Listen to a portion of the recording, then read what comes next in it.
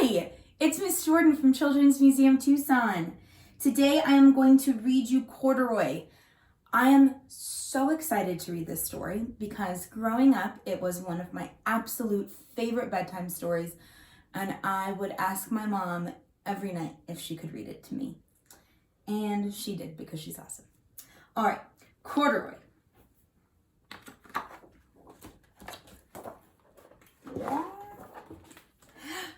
Corduroy, story and pictures by Don Freeman, published by the Viking Press. Corduroy is a bear who once lived in the toy department of a big store. Day after day, he waited with all the other animals and dolls for somebody to come along and take him home.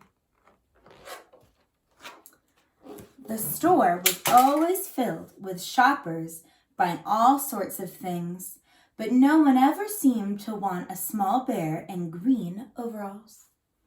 Then one morning, a little girl stopped and looked straight into Corduroy's bright eyes. "Oh, Mommy," she said, "look, there's the very bear I've always wanted." "Not today, dear," her mother sighed. "I've spent too much already. Besides, he doesn't look new. He's lost the button to one of his shoulder straps." Corduroy watched them sadly as they walked away. "I didn't know I'd lost a button," he said to himself. "Tonight, I'll go and see if I can find it." Late that evening, when all the shoppers had gone and the doors were shut and locked, Corduroy climbed carefully down from his shelf and began searching everywhere on the floor for his lost button.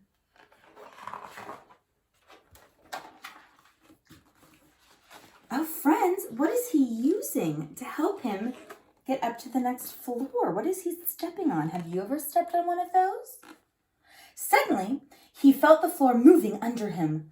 Quite by accident, he had stepped onto an escalator, and up he went. Could this be a mountain, he wondered? I think I've always wanted to climb a mountain.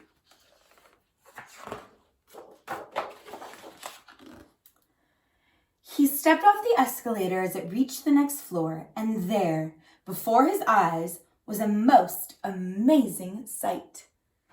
Tables and chairs, and lamps and sofas, and rows of beds.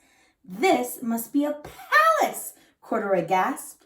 "I guess I've always wanted to live in a palace."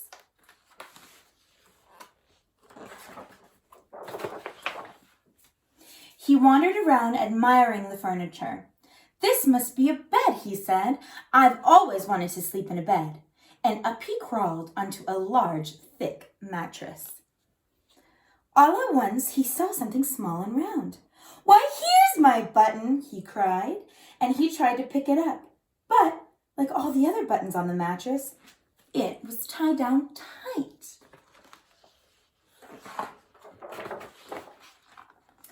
He yanked and pulled with both paws until pop! Off came the button, and off the mattress Corduroy toppled. Bang! Into a tall floor lamp. Over it fell with a crash.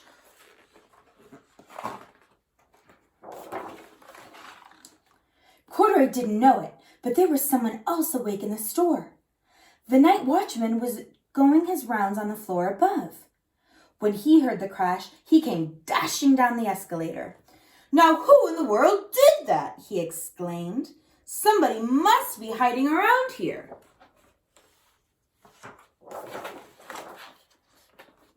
He flashed his light under and over sofas and beds until he came to the biggest bed of all, and there he saw 2 fuzzy brown ears sticking up from under the cover.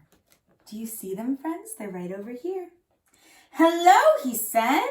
"How did you get upstairs?"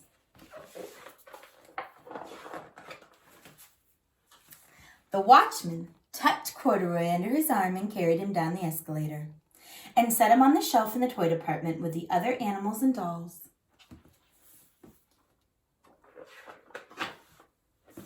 Corduroy was just waking up when the first customers came into the store in the morning, And there, looking at him with a wide, warm smile, was the same little girl he'd only seen the day before. "I'm Lisa," she said, "and you're going to be my very own bear. Last night I counted what I've saved in my piggy bank, and my mother said I could bring you home."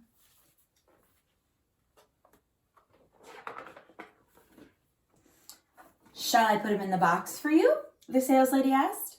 "Oh, no, thank you," Lisa answered, and she carried Corduroy home in her arms. She ran all the way up 4 flights of stairs into her family's apartment and straight into her own room.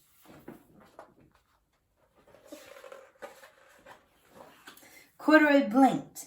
There was a chair and a chest of drawers, and alongside a girl-sized bed stood a little bed just the right size for him.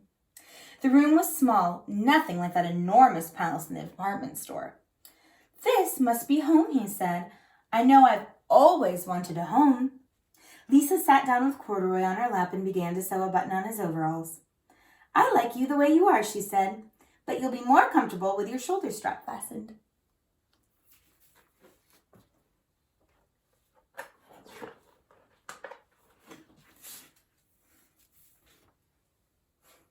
"You must be a friend," said Corduroy. "I've always wanted a friend." "Me too," said Lisa, and gave him a big hug. The end. Be well, my friends.